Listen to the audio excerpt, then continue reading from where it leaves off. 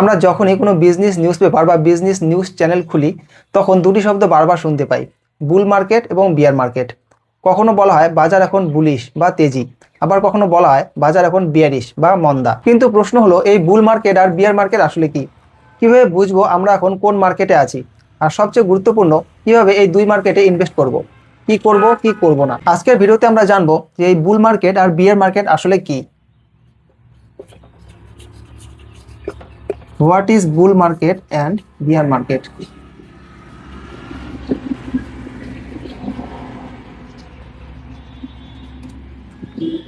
বুল market এবং বিয়ার market আসলে কি?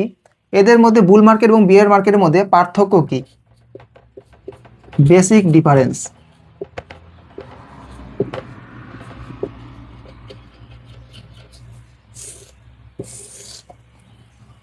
কিভাবে বুঝবো আমরা এখন বুল মার্কেটে আছি নাকি বিয়ার মার্কেটে আছি? How to identify.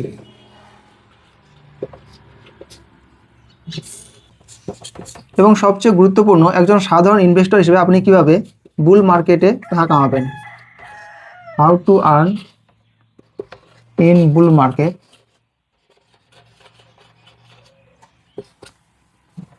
And protect your capital in bear market.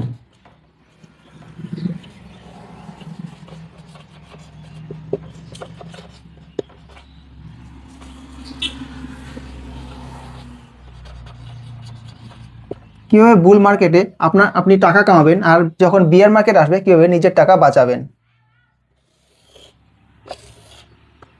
Video শেষে আমি ইন্ডিয়ান মার্কেটের কিছু হিস্ট্রিক্যাল ডেটা দেখাবো যা আপনার চোখ খুলে দেবে। সবার আগে কনসেপ্ট ক্লিয়ার করি। শেয়ার মার্কেটে লক্ষ লক্ষ প্রাণী থাকতে হঠাৎ ষাঁড় আর ভালুক কেন? এর পিছনে একটা ইন্টারেস্টিং লজিক আছে যা এদের অ্যাটাক করার স্টাইল থেকে এসেছে। প্রথমে ভাবুন একটা বুল বা ষাঁড়ের কথা। একটা ষাঁড় যখন কাউকে গুঁতো মারে বা অ্যাটাক করে তখন সে কি করে?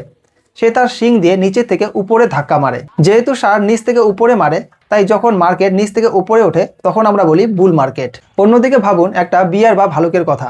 ভালুক যখন তার থাবা দিয়ে অ্যাটাক করে সে কি করে? সে তার থাবা দিয়ে উপর থেকে নিচে মারে। যেহেতু ভালুক উপর থেকে নিচে মারে, তাই যখন মার্কেট উপর থেকে নিচে পড়ে তখন আমরা তাকে বলি বিয়ার মার্কেট। সিম্পল লজিক, তাই না? বুল অর্থাৎ আপ বা উপরে, আর বিয়ার অর্থাৎ ডাউন বা নিচে। চলুন তাহলে এবার একটু গভীরে যাওয়া যাক। প্রথমে আসি সবার পছন্দের মার্কেট অর্থাৎ বুল মার্কেট নিয়ে, যাকে আমরা বাংলায় বলতে পারি উঠতি বাজার।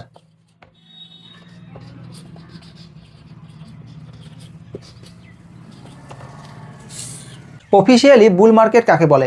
যখন কোনো মেজর ইন্ডেক্স যেমন নিফটি 50 বা সেন্সেক্স তার রিসেন্ট লো থেকে অন্তত 20% বা তার বেশি বেড়ে যায়, তখন আমরা টেকনিক্যালি বলি যে আমরা এখন বুল মার্কেটে আছি। কিন্তু পার্সেন্টেজ বাদ দিন, এর ফিলিংসটা বুঝুন। বুল মার্কেটের সময় কি হয়?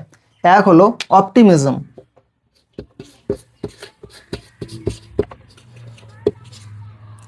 অপটিমিজম এই সময় ইনভেস্টরদের কনফিডেন্স তুঙ্গে থাকে, সবাই ভাবে যাই কিনবো তাতেই লাভ হবে। দুই হলো ইকোনমি স্ট্রং।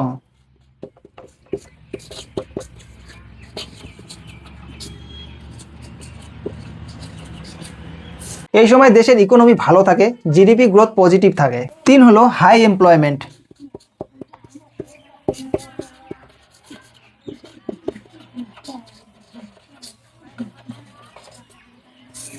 চাকরির বাজার ভালো থাকে, মানুষের হাতে খরচ করার মতো টাকা থাকে। চার হলো আইপিও বুম।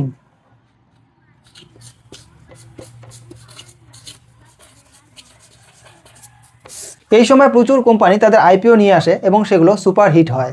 উদাহরণস্বরূপ আমাদের ইন্ডিয়ান মার্কেটে 2020 সালের পর থেকে 2021-22 পর্যন্ত আমরা একটা মেসিভ বুলরান দেখেছি, বা তারও আগের 2003 থেকে 2008 সালের সেই বিখ্যাত বুলরান। এই সময় যে কোনো ভালো স্টকে টাকা লাগালেই তা ডাবল বা ট্রিপল হয়ে যেত। বুল মার্কেটে ইনভেস্টররা হয় গ্রিডি অর্থাৎ লোভী, তারা ফিউচার নিয়ে খুব আশাবাদী থাকে। এবার আসি মুদ্রার উল্টো পিঠে অর্থাৎ বিয়ার মার্কেট বা পড়তি বাজার।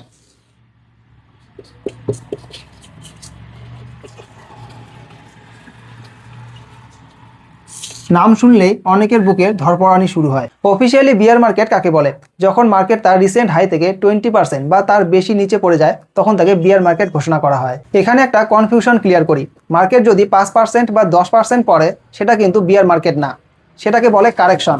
এটা মার্কেটের স্বাস্থ্যের জন্য ভালো। কিন্তু যখন পতন 20%-এর বেশি হয় এবং সেটা কয়েক মাস ধরে চলে তখন সেটা বিয়ার মার্কেট। বিয়ার মার্কেটের লক্ষণগুলো কি? এক হলো পেসিমিজম, অর্থাৎ বুল মার্কেটের অপোজিট। চারিদিকে শুধু নেগেটিভ নিউজ, রিসেশন আসছে, যুদ্ধ শুরু হচ্ছে, ব্যাংক ডুবছে ইত্যাদি। দুই হলো প্যানিক সেলিং,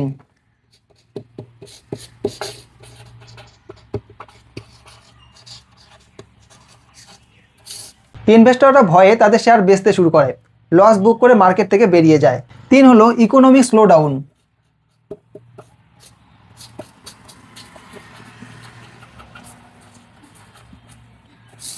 জিডিপি গ্রোথ কমে যায়, ইনফ্লেশন বা মুদ্রাস্ফীতি বেড়ে যায়। চার হলো কোম্পানিগুলো কস্ট কাটিং শুরু করে, লে অফ বা ছাঁটাই বেড়ে যায়। Cost cutting, lay off. Bear মার্কেটের সবচেয়ে বড় উদাহরণ হলো 2008 সালের গ্লোবাল ফাইন্যান্সিয়াল ক্রাইসিস। তখন মার্কেট প্রায় 50 থেকে 60% ক্রাশ করেছিল। অথবা রিসেন্টলি 2020 সালের মার্চ মাসে করোনার সময় যখন মার্কেট প্রায় এক মাসে 40% পড়ে গিয়েছিল। ওটা ছিল একটা ক্লাসিক বিয়ার মার্কেট। একটা ইন্টারেস্টিং ফ্যাক্ট বলি, হিস্ট্রিক্যালি দেখা গেছে যে বিয়ার মার্কেটের আয়ু বুল মার্কেটের চেয়ে কম হয়। অর্থাৎ বিয়ার মার্কেট আসে, খুব জোরে মারে, কিন্তু বেশিক্ষণ থাকে না। আর ভালো সময় অর্থাৎ বুল মার্কেট ধীরে ধীরে আসে, কিন্তু অনেকদিন সময় ধরে থাকে। এটা একজন লং টার্ম ইনভেস্টরের জন্য সবচেয়ে বড় আশার কথা। ওকে, থিওরি অনেক হলো, এবার আসি আসল কথায়, যে টাকা কিভাবে কামাবো। প্রথমে দেখি যে বুল মার্কেটে আমাদের স্ট্র্যাটেজি কি হবে। যখন দেখবেন চারিদিকে সবুজ সংকেত, তখন এই তিনটি নিয়ম ফলো করুন। এক হলো write the wave,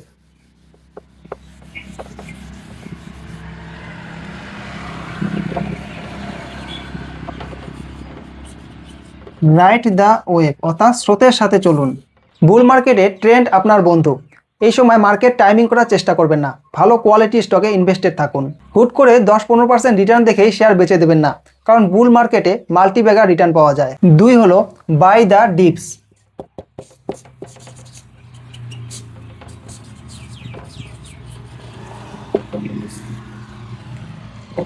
by the dips. Bull মার্কেটেও মার্কেট মাঝে মাঝে নিচে নামে বা কারেকশন হয়, ভয় পাবেন না। এই ছোটখাটো পতনগুলো হলো ডিসকাউন্ট। এই সময় আপনার ফেভারিট শেয়ারগুলো আরো বেশি করে কেনার সুযোগ নিন। তিন হলো অ্যাভয়েড ফোমো, অর্থাৎ লোভ সংবরণ করুন।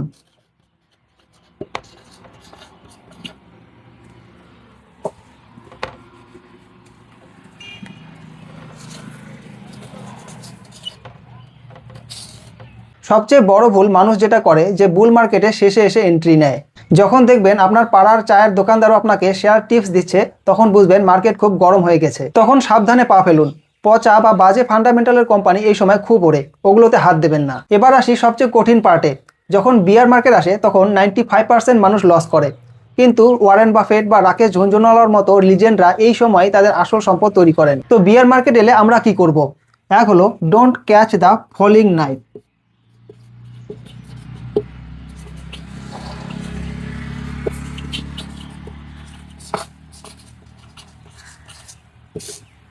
মার্কেট পড়ছে মানেই সাথে সাথে কিনতে হবে না, মার্কেটকে একটু সেটেল হতে দিন, সব টাকা একবারে লাগাবেন না।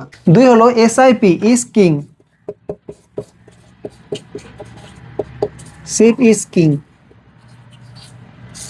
বিয়ার মার্কেট হলো এসআইপি চালু রাখার সেরা সময়, কারণ এখন শেয়ারের দাম কম, তাই আপনি একই টাকায় বেশি ইউনিট পাচ্ছেন।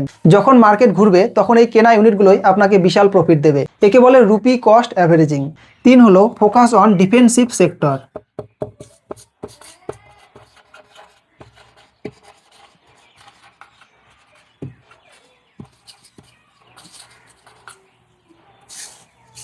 মানুষের টাকা না থাকলেও মানুষ ওষুধ খাবে, সাবান শ্যাম্পু ব্যবহার করবে, কারেন্ট ব্যবহার করবে, অর্থাৎ ফার্মা, এফএমসিজি, পাওয়ার, এই ধরনের ডিফেন্সিভ সেক্টরগুলো বিয়ার মার্কেটে কম পড়ে।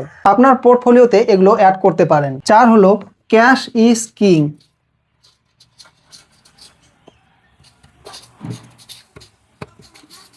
বিয়ার মার্কেটে সবসময় হাতে কিছু ক্যাশ টাকা রাখুন, যাতে ভালো কোম্পানিগুলো জলের দরে পাওয়া গেলে আপনি কিনতে পারেন। মনে রাখবেন, bear markets make you rich, you just realise it letter.